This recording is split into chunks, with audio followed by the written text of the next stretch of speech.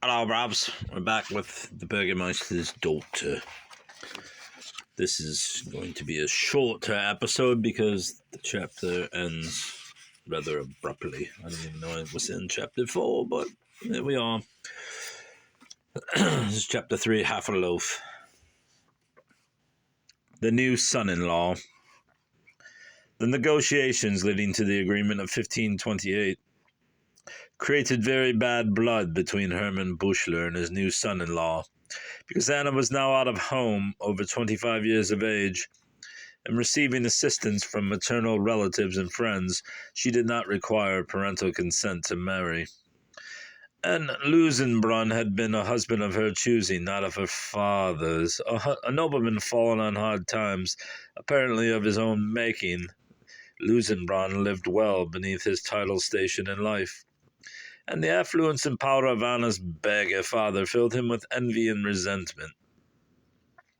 In addition, he and Anna had belatedly concluded that her father had cheated them out of a fair share of Anna's maternal inheritance, something they must already have suspected when they were eagerly taking what he offered them.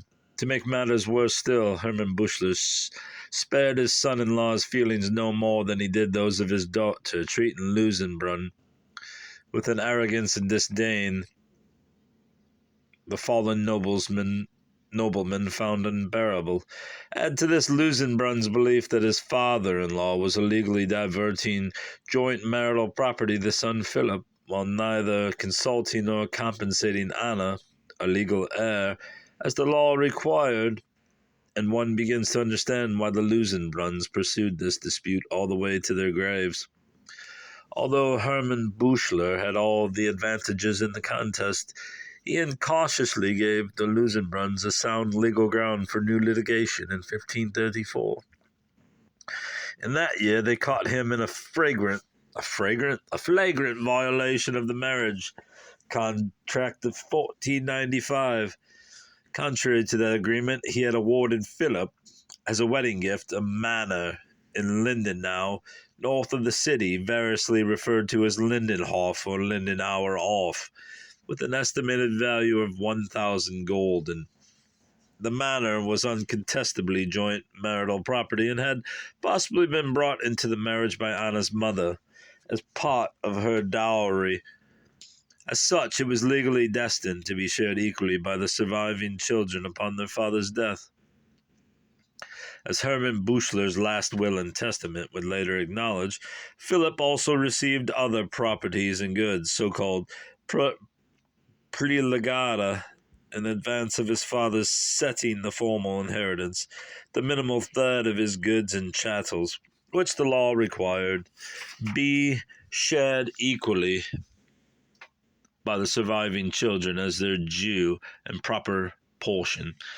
Among Philip's other gifts, which might arguably be designated joint property, were a 1,200 gulden bond with a 60 gulden annual income, and the family house and courtyards in all, valued at 1,000 gulden.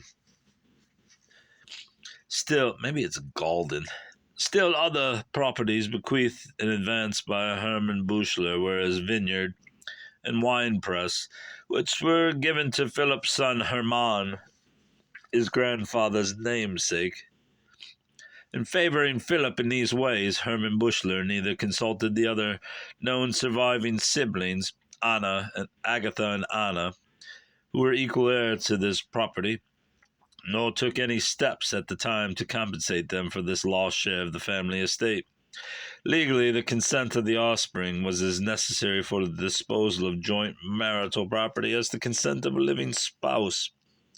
A major asset was thus taken from the testamentary estate and prematurely awarded to a favored son in a preemptive strike on the family inheritance.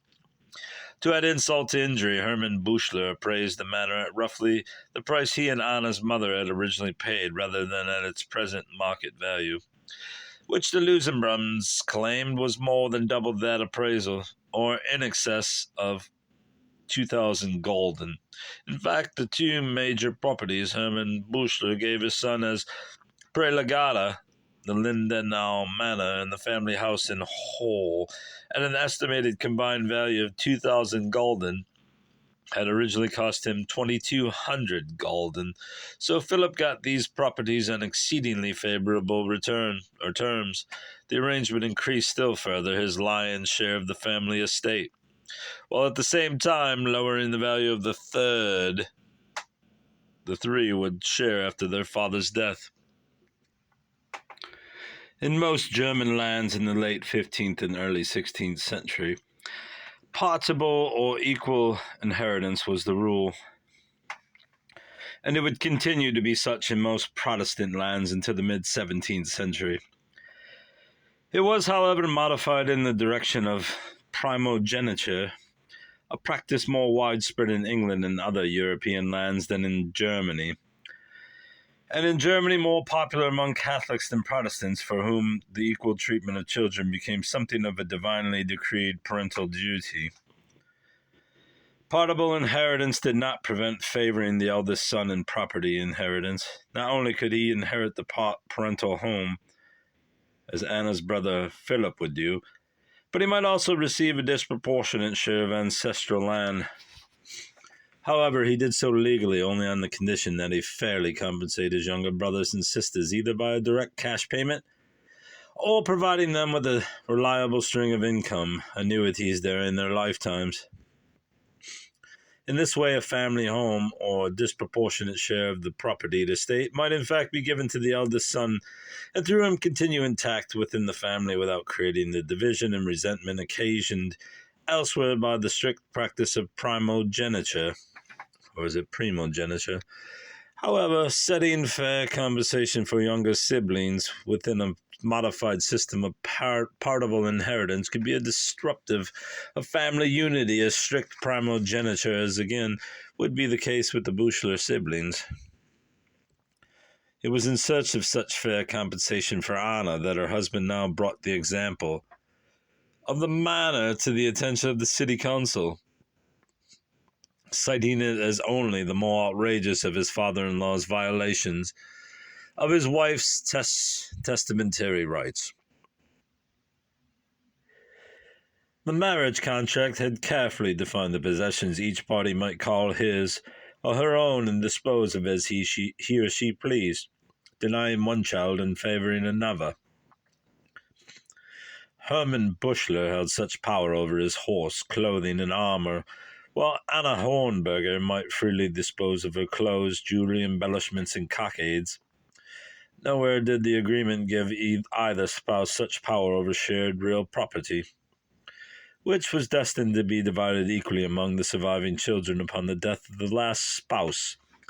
Until that day came, the surviving spouse had full use of such property, but no power to alienate any part of it from the common inheritance of the children. To document further the charge that his father-in-law was improperly disposing of testamentary property, Lusenbrunn submitted a letter Hermann Büchler had written to Philip 4 years earlier in 1530. He had intercepted the letter at the time and had apparently been keeping it under wraps until the time was right to reveal it. In the letter, Hermann Büchler asked Philip's advice about selling many outlying old houses, presumably minor holdings outside Hall's walls, to settle his growing indebtedness. He also mentions having been forced to give 400 gulden to the bad whore. Oh, man, der Bosen Baron, the outlay of which he now wanted to recoup by selling the family silverware. Assuming Philip had no objections, the bad whore could only have been Anna, and the 400 gulden, the share of maternal inheritance, he had agreed to pay her in 1528. Oh no, bruv, we lost that page.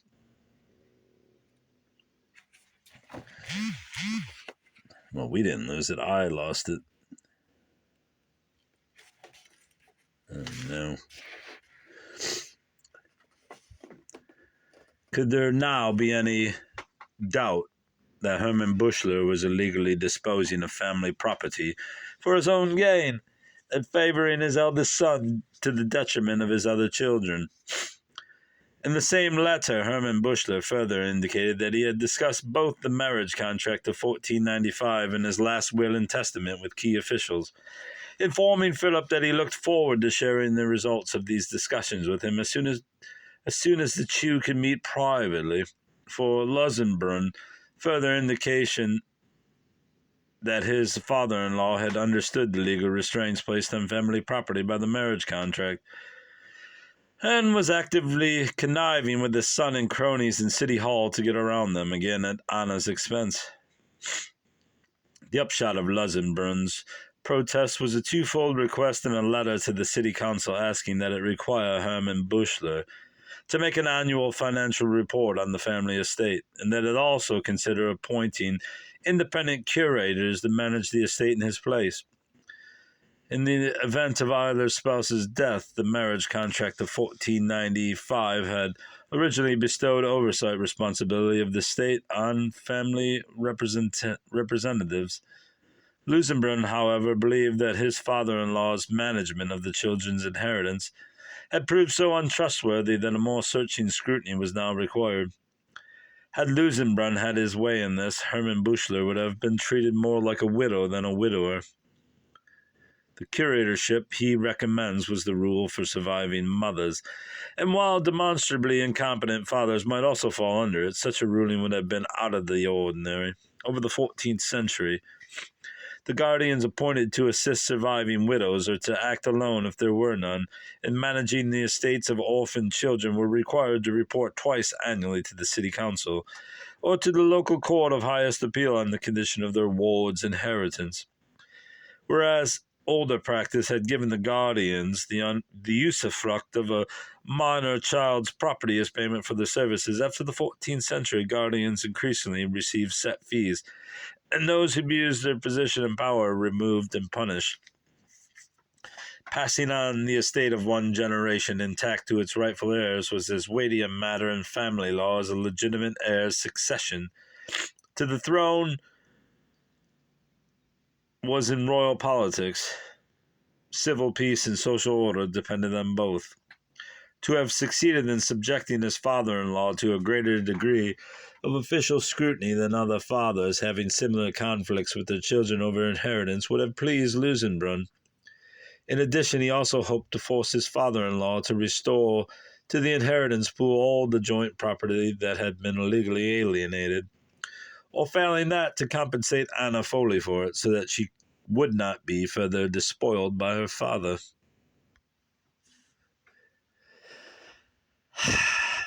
A father's rights and responsibilities. Needless to say, Lusenbrunn's suit did not endear him to his father-in-law. Hermann Buschler was particularly incensed by the submission into evidence of the apparently purloined private letter he had written to his son years before. In rebuttal, he defended his management of the children's estate, both actions taken and contemplated as competent, prudent, and always intended to increase their wealth, not to swindle them out of it, and he proclaimed it just cause for a parent to disinherit a child, and or deny a child support when that child presumed to obstruct the parent's lawful testament or disposition of family property. This was actually one of 10 legally recognized grounds for disinheritance, according to the influential Nuremberg Law Code of 1479. The other 9 were assaulting parents wantonly, plotting grave mischief against them, falsely accusing them of capital crimes such as treason, a son's attempting to have sex with his stepmother, refusing to make bail for a captive or jailed parent, a son's being a Katzenritter, or cat knight, that is, behaving like an animal, biting and fighting with cats and other animals, i.e., being insane.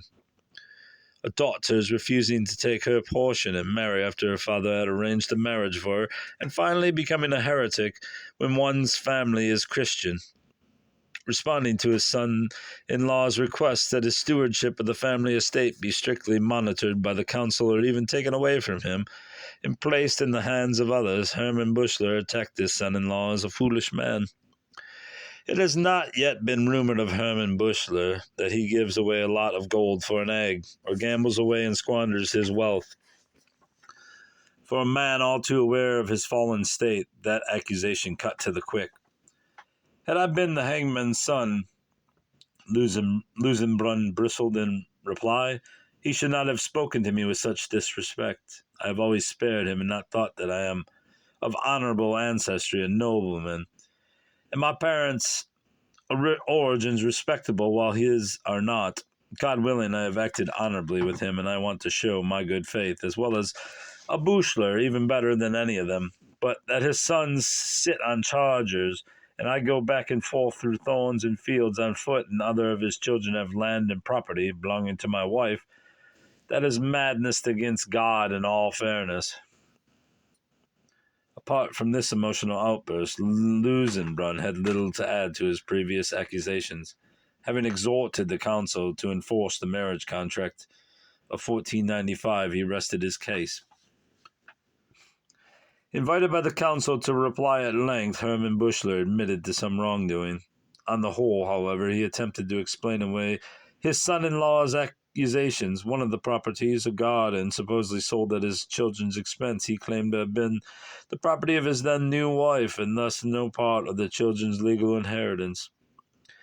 2 other gardens belonging to them had fetched him only 60 gulden, hardly a huge loss to them, he believed.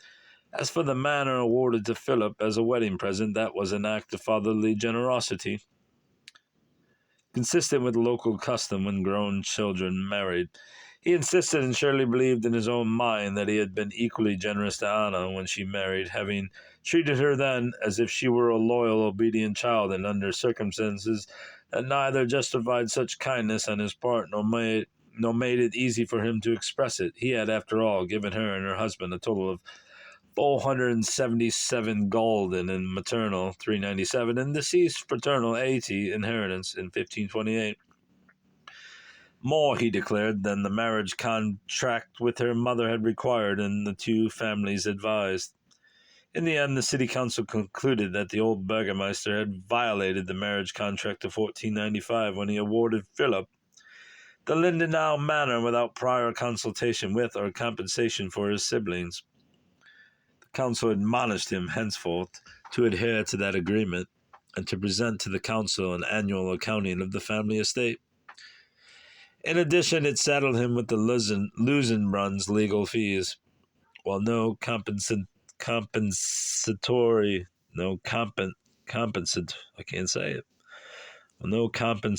amount or timetable of payments is stated in the council's report.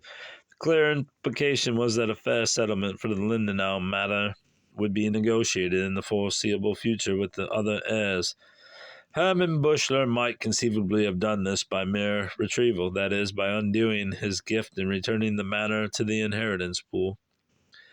Although he had no legal right to dispose of any joint marital property destined equally to the children, he did have sovereign use of the manor and other joint property of the marriage as long as he lived. By that right, he could also have allowed Philip and his new wife to occupy, not own, the manor until his death. After which, if not before, settlement with Philip's siblings would be determined, as Philip then became its only heir and true owner. Unfortunately for Anna, her father in the meantime remained free to attempt to do posthumously, by amending his last will and testament, all the good or ill he desired for his children. To the Lusenbrunns, the council's decision must have seemed a slap on the wrist. Hermann Buchler retained full control of the testamentary property. Philip and his new wife remained in Lindenau, its virtual, if not actual owners, and showed every sign of staying there forever. The only thing the council asked of its old friend was a yearly accounting of his stewardship and the payment of some legal fees. And that little bit soon became smaller still, because Hermann Buchler now appealed the city council's ruling to the imperial court. When Esslingen agreed to hear the case, it set in motion a new round of litigation over the Buchler estate, now involving all family members. All of them. We will be back tomorrow with Chapter 5, or at least portions of it. Goodbye. Goodbye.